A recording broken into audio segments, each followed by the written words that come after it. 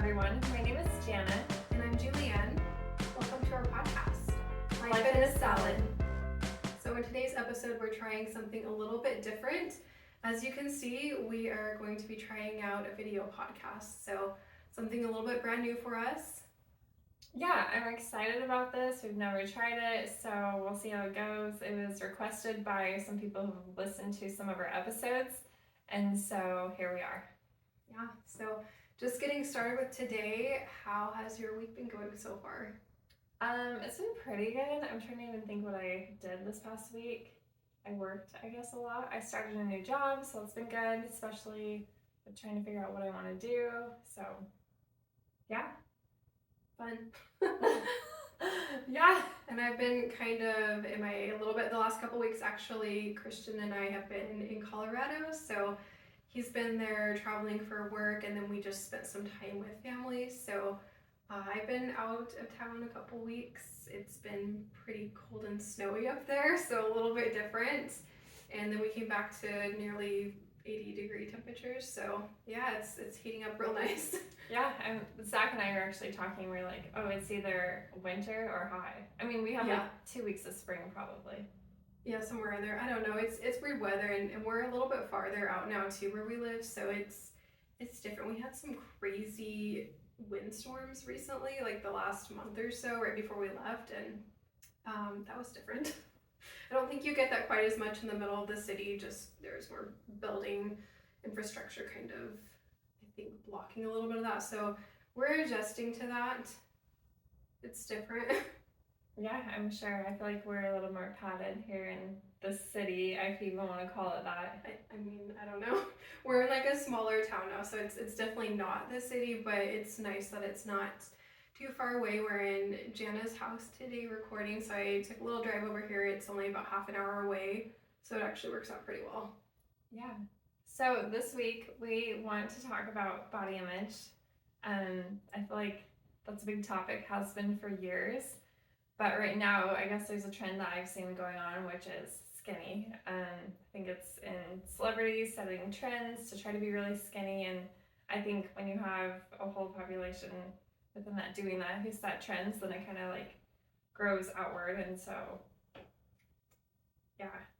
It's something that's, I think, evolved over time too, which, a lot of media and whatever's going on with celebrities at the moment, I think tends to kind of forge that trend. So I don't even know if I was as aware of it. I think there is still kind of some inclusivity about different body types and sizes, but it is kind of fluctuating more towards which I think it does. It sort of keeps cycling back to that trend of, kind of trying to encourage, especially women, to be skinny and look a certain way and just to fit into this mold, I would say. I think so too. I think there's been shifts, and that's what happens over time. I also think diet is to play, and food has become a culture, and so it depends which way you're kind of going. But I think just seeing in the media on Instagram, there's just so many people that are influencers or celebrities setting trends like this, and then you have people that are like us, or just people out there who see this and think, oh, I want to look like them. So they kind of look into what are they doing to achieve this body type. I think in the early 2000s, skinny was in, and then we went more to the curvy. Nice to have curves, especially as a woman.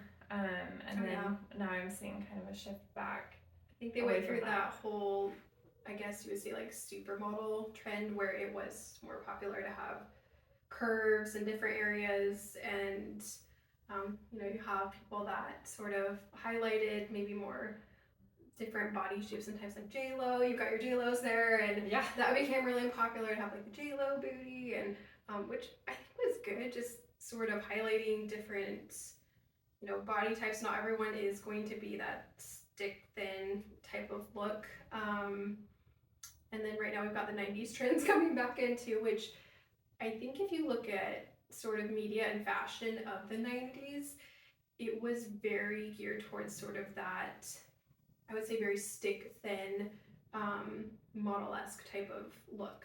What do you think? Oh yeah, definitely. I mean, I think about when I was a kid, and even the early 2000s, and looking up to some of these people and thinking like, oh, they're so pretty? How are they so skinny? Yeah. Even a culture, even where I went to school, like I would hear girls talk about, oh my gosh, this girl's a size whatever, like a 9 or something, and they made it sound like it was terrible. And now I think there's just been over time a shift away from that, which I think is so good, as long as people are healthy, of course. But yeah, I think when I was younger, it definitely gave me more of a complex of thinking like, oh, I'll never live like that, or I'll never be that. And I don't think you have to be that. Yeah. And I think when you mentioned kind of that trend coming back again, because I think that was fantastic where we did have more of that body inclusivity and recognizing some people are, you know, we all have different, I think, genetics and body types just naturally. You've got, you know, maybe how they described people being more apple shaped or pear shaped. Maybe a lot of people tend to carry more weight in their hips. Everyone's bodies are built differently, and that's all okay. And so I love that it was, I don't know, I think even just the way that the media was portraying it, they would show models and different sizes, whether they're a little bit, you know, curvier or, you know, even, you know, some people they are naturally thin, and that's great too if they're healthy. So you've got that different kind of ratio there. And now that we are seeing more of like that trend coming back where it's really veering towards, okay, you know, skinny, let's try to look like this. I wondered if it did kind of stem from, you know, the 90s trends coming back in a lot of fashion type ways. So maybe that's why also that look is being, I don't know. Yeah, I don't know. Sort of I feel like it's encouraged. A revolving door with fashion and all of that. Like you just kind of see some of the same trends are not exactly the same, but the mom jeans, the hair, the everything where I think you just have to decide what's best for you. Something that this made me think of that I've seen on the news recently is the drug Ozempic. I think that's a hot topic right now, especially on social media and on YouTube. And Ozempic, got the Kardashians kind of. I can't claim. I have no idea what they're doing, but maybe. Yeah. Anyways, Ozempic is a type 2 diabetic drug and also used for obesity, not for someone who is already thin or just has a little bit of weight to lose. And so from what I understand, people are using this, and I don't know what doctors are prescribing this for patients, to try to lose weight to get stick thin. And then patients who are diabetic can get their drugs. And so it's become a big problem. I'm hoping that it is slowing down, but for someone who doesn't truly need that drug, it's kind of like, what could be the consequences? What effects does it have on your body? Me personally, I wouldn't want to take a drug that I don't need at all for any reason, and it's an injection, so I wouldn't want to have to give myself a type of medication, such as like people who are diabetic sometimes have to give themselves insulin injections every day. I sure wouldn't want to do that to try to get skinny. Have to, right? Yeah, I mean, I just think there's so many other things that can be done, and to set this trend for people who maybe looked up to, I just find it ridiculous, but that's just my thought. And to it, this trend, it's kind of going on, I think, for a lot of celebrity status. I don't know if it's, do you think it's maybe expensive for this drug? Oh my gosh, yeah. So I don't remember the exact amount for each.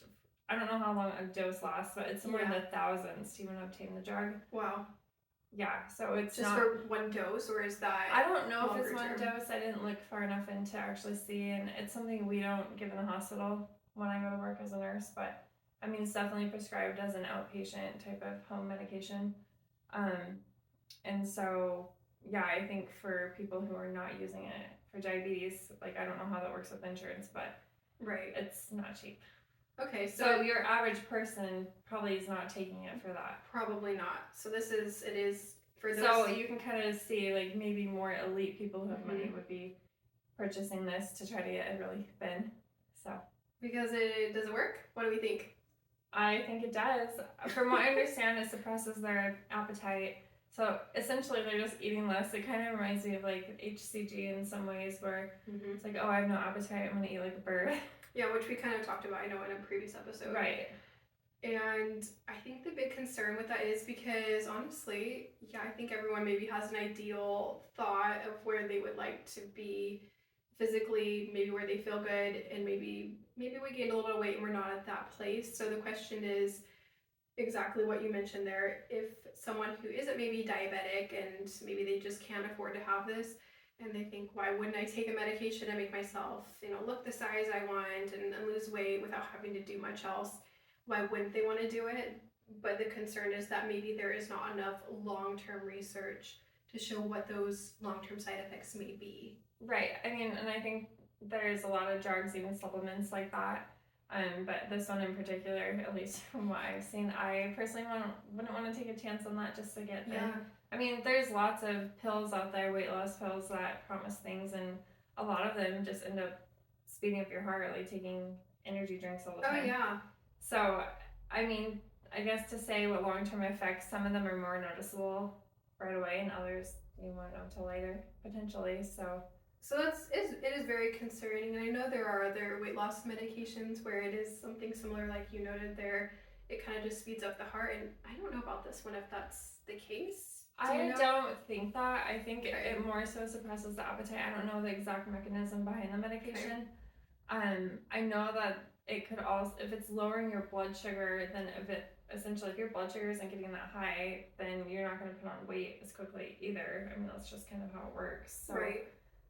I think that's part of how it works. Between that and suppressing appetite, if you're not hungry, well, you probably won't eat. So that's just, calories in, calories out. But overall, I guess I think more about nutrition. Are you getting enough to fuel your body? And I think on like a biology level, down to your cellular processes, you need so many different minerals and vitamins that people don't really think about.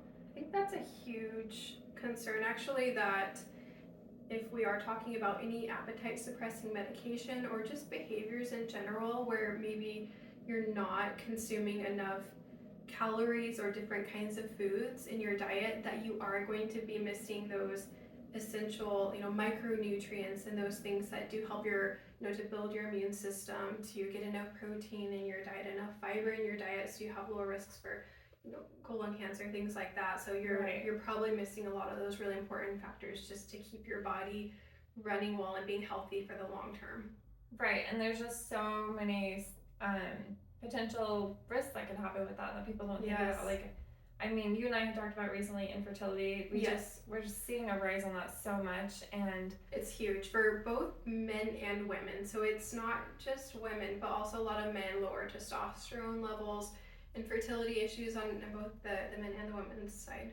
Right, and so not having a proper, nutrition is just one component of it, but not having that is just one part of that could be a problem in whatever your health concerns are. So I think just looking, Hippocrates said a long time ago, food is medicine, and I truly believe that. So yeah, great quote. Yeah.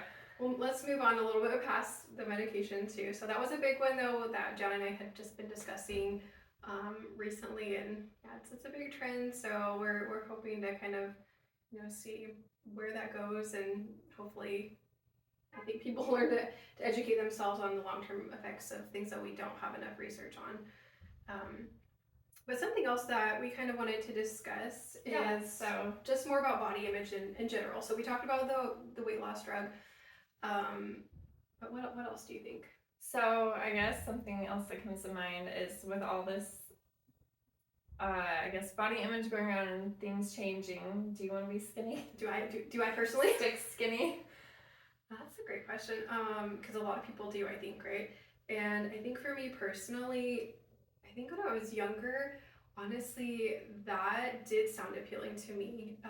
Probably more when I was an adolescent, maybe in junior high, high school, very early college even, that was appealing to me. And I guess to an extent we talked about, what size of jeans or dress size that you're able to wear. That was a big thing for me, or what the number said on the scale, regardless of, what type of body tissue it was. So I would be working out trying to gain muscle and be strong, but then want the number on the scale to stay the same because I had this, psychological, thing going on with just the body image and what had been, I think, instilled into me growing up through, just media. And we used to read different magazines. I think even 17 magazine, that was a big one. Yes. That I really liked. I did too. And I think it had a lot of actually really body positive promotion and helpful things for young girls growing up. But some of it too was very geared towards, I think, showcasing individuals who were just like very stick thin, even kind of, I don't know, I think giving some tips on how to be really thin. Do you remember that? Yeah, A little bit. I don't know if this is completely correct, but I'm pretty sure they offered like 1,200 calories, 1,500 calorie diets as a guideline for young girls. And some of who, I mean, at least for me, I know I tended to be pretty active. I did track and field for certain years throughout that period of time. And when you're active and you're doing those things, but trying to limit yourself to 1,200 calories a day is probably super unhealthy, honestly, for young girls that are still growing. Maybe you're developing, you're still, growing in height, and you need actually maybe more calories than that. Yeah, definitely. I mean, I've even seen that on Instagram of people posting about follow this plan to lose this much weight in 3 months. And I almost wanted to comment and say, don't follow that plan. But I mean, everyone can make their own choice out there. So. Yeah. Well, and everyone's in a bit different place, I think, too. So, but yeah, in terms of do I want to be skinny, quote unquote, I don't think I so much feel that way anymore. Maybe I did when I was younger. I think once I became more educated on the effects, just health-wise, of what it does to your body, if you're more concerned about just being skinny, and for me it was, maybe I wanted to wear a size 2, and definitely I did at one point, and I thought that was okay and that was healthy until I started growing and I started getting more kind of, I don't know, just hip, I guess, distribution for my body. That's what my body type wanted to do as I got a little bit older and matured into not just a younger girl, but a woman. That wasn't super feasible for me to want to do indefinitely, and even just to be able to eat and not be constantly restricting calories or trying to stick to that maybe 1,200 calorie diet. So for me later on, it became more about not wanting to just be skinny, but I want to be healthy, I want to be strong, I want to feel energized to be able to go and just live life, be active and do things. And if I am trying to fit this mold of being skinny, I don't always have that. I have experienced low energy levels personally when trying to fit that, and whether you're skinny or maybe you've gained a little bit more weight, maybe you're more curvy or heavier, and if you restrict calories too much, that is something I think that you definitely start to notice, is sometimes those energy levels really do start to dip. So that's been more concerning to me. Yes, I think the same. I think when you, like you're mentioning, when you do restrict calories, I've even felt myself, I'll stand up and I feel like I'm gonna black out. I feel dizzy, kind of like a low blood sugar type of thing. And so I think it's just important to know what those signs are in your body and fuel it.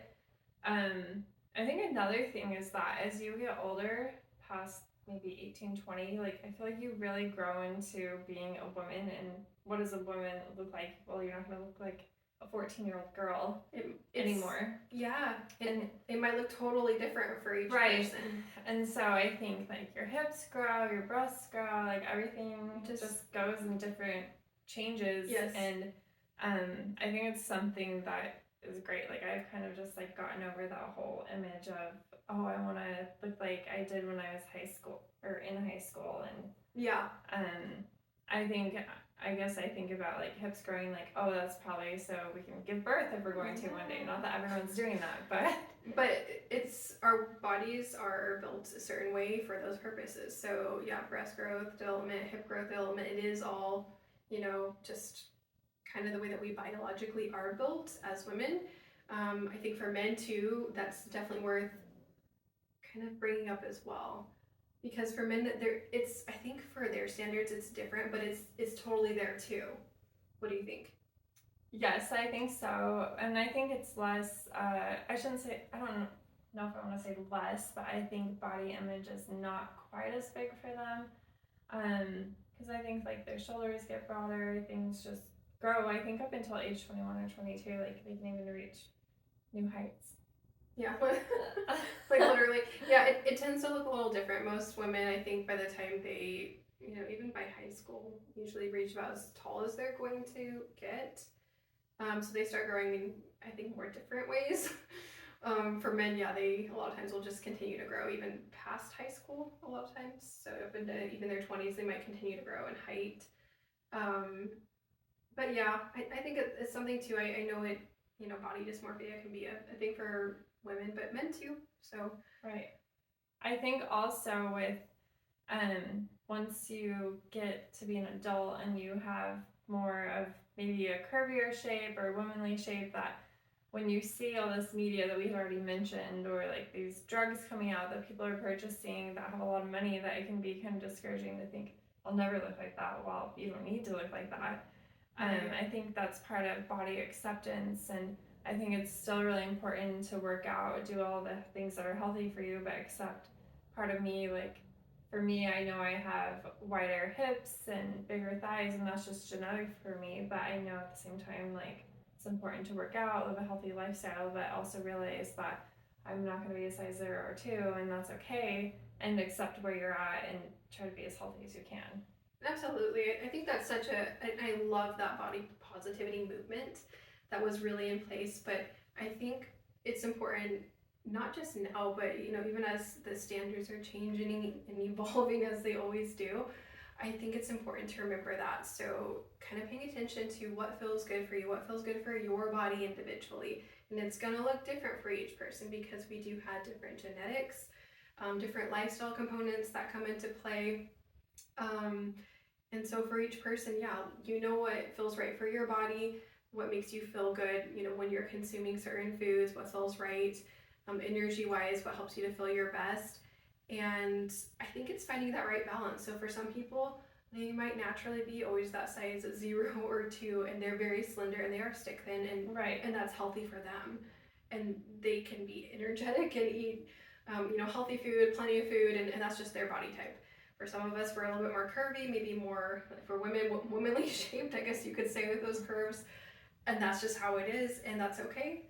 And for some people, they got a little bit bigger bone structure and they're very athletic. So there are all different, I think, just body types. So the most important thing I would say is just not to focus on trying to fit yourself into that mold of whatever is currently popular or trendy at the moment, but what's good for you, what helps you to feel your best, to be your healthiest, and that's more important than anything else.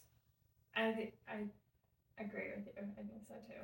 I'm just like right on with that. Yeah, because I mean, I feel like anytime that you're trying to fit all these trends, that yes, I mean, you know how it is with eating restrictions or trying to exercise all the time and running your body into the ground. It's just, it becomes exhausting, frustrating, and slowing your metabolism isn't good either. So it's just like kind of a domino effect on your overall health that I think, looking at the pictures online and seeing or thinking like, oh, this is a trend, or everyone's so skinny now and I don't feel that way. I think loving the good parts about you and focusing on that. And if you do have goals to get to wherever you want to be, like, I think that's great, but just to have realistic goals and also look at your body type and think, is this realistic for me, or what works for me? Yeah, I think that's so important. What is realistic for you? Because you can always be chasing that, and I did that for a long time because I had been maybe very thin, doing kind of extreme measures to be so at one point, but at some point that takes a toll, and I think you emotionally and in your mental health as well, if you're constantly trying to chase something that is maybe not realistic. It is, for my body structure, the way I am currently, it's not super realistic for me to be a size 0 now and to be able to be active and lift weights like I do. I'm a big foodie, as maybe any who know me will know. And my husband and I, we like to go out to eat together sometimes. Sometimes I like to bake. If I want to do those things, and that makes me happy more than constantly trying to eliminate all of those factors just so I could fit into that mold. So I'm happy with where I'm at right now, and I think that's a big thing, is just being happy with where you are right now, and even if you're not exactly where you want to be, if maybe you do feel healthy, or if you're a little bit smaller than you currently are, that's okay. And maybe you're taking those healthy steps to get there with exercising in a healthy manner, choosing healthy foods that help to fuel your body but help you to feel your best, and promote being in a healthy weight range. That's a big part of it. But while you're working towards those goals, I think just really important, accepting yourself for where you're at, knowing that it's okay that you're not going to get there all at once, and being happy with who you are and where you're at on that journey. I just want to say, well said. Well said. I agree. Thanks. This kind of, I wanted to share this book too. Jenna and I recently, I guess it was a few months back, we went to this book exchange with a little group of women in our area, and I actually ended up getting this book. It's called More Than a Body, and I was really excited to read it, and then I moved, and it was stored away in a box, so I hadn't got a chance to yet. I still haven't. But I just found it, and I'm excited actually to read it. I heard some good things about it. But it just says, your body is an instrument, not an ornament. I love that. Yes, I love that too. It's so true though. Yeah, our body is an instrument. It's important to be able to work and do the things that we need it to do to be strong and able. Like I said, I'm an active person. I want to go hike. I want to go on adventures with traveling and have it be able to do those things rather than just looking like an ornament for I don't know whose standards. Right. But this was a pretty cool quote on the back. I'm excited to hear more about it. It says, positive body image isn't believing your body looks good. It is knowing your body is good, regardless of how it looks. I thought that was a cool quote. No, I think that's so good because there's so much that our bodies do for us that we don't even think about. And if you feel good pretty regularly on a daily basis, and I would say your body's doing some pretty great things. Oh yeah, I completely agree.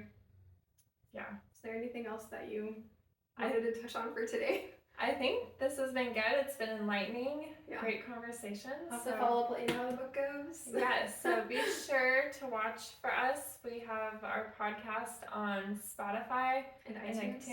Mm-hmm. And then you have a TikTok. Yeah, we're just kind of creating a TikTok. We don't have anything on there yet, so we're going to start exploring a little bit more content sharing on TikTok. We do have an Instagram, a Facebook page if you want to follow Life in a Salad, and